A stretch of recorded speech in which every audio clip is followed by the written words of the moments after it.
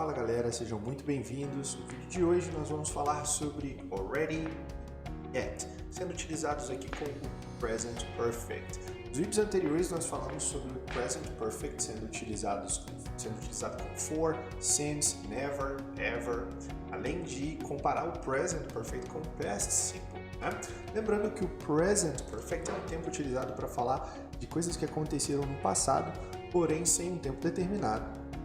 E também para fazer uma conexão entre passado e presente. Algo que aconteceu no passado ainda acontece no presente ou tem os seus resultados aqui, influenciando no presente. O present perfect ele é formado pelo have e o has como verbos auxiliares e o past participle, que é a terceira coluna de verbos irregulares, ou então verbos com ed, que são os verbos regulares. Então, essa é a estrutura que a gente vai ver junto com yet e already.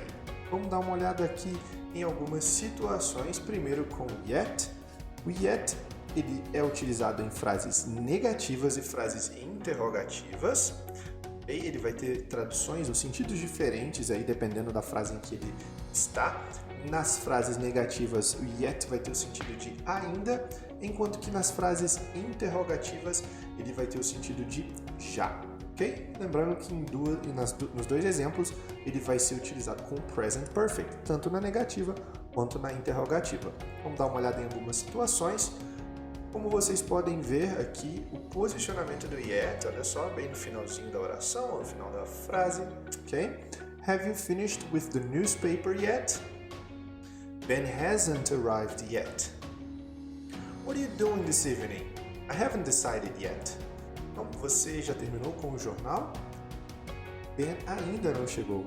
O que você vai fazer hoje à noite? Eu ainda não decidi. Então, notem que na interrogativa o yet tem o sentido de já e na negativa o sentido de ainda, como Ben ainda não chegou. Comparando com already, tem algumas diferenças básicas. A primeira delas é que eu vou utilizar o already nas frases afirmativas, enquanto que o yet é utilizado nas frases interrogativas e negativas. Let's take a look at the position of already in the sentences.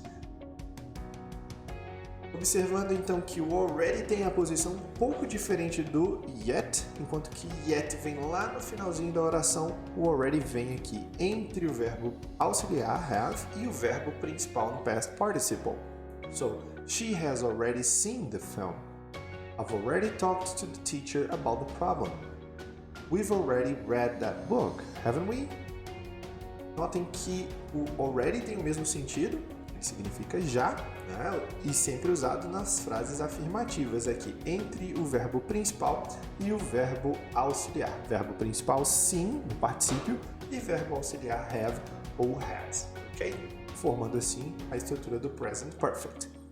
Agora vamos analisar os dois de maneira mais próximas. Vamos dar uma olhada aqui em frases com already, yet. É praticamente a mesma frase, mudando-se aí a estrutura, a forma da frase, afirmativa, interrogativa e negativa. Notem que aqui de azul a gente tem o already, olha a posição do already, I've already finished eating, entre o verbo auxiliar, have, e o verbo principal, finished, no particípio. E a frase afirmativa. Já no segundo exemplo nós temos uma pergunta, have you finished eating yet? Notem que o yet está no finalzinho da frase, ok? Da frase interrogativa, e nesse caso ele tem o sentido de já. Você já acabou de comer? Já na última, temos uma frase negativa, I haven't finished eating yet.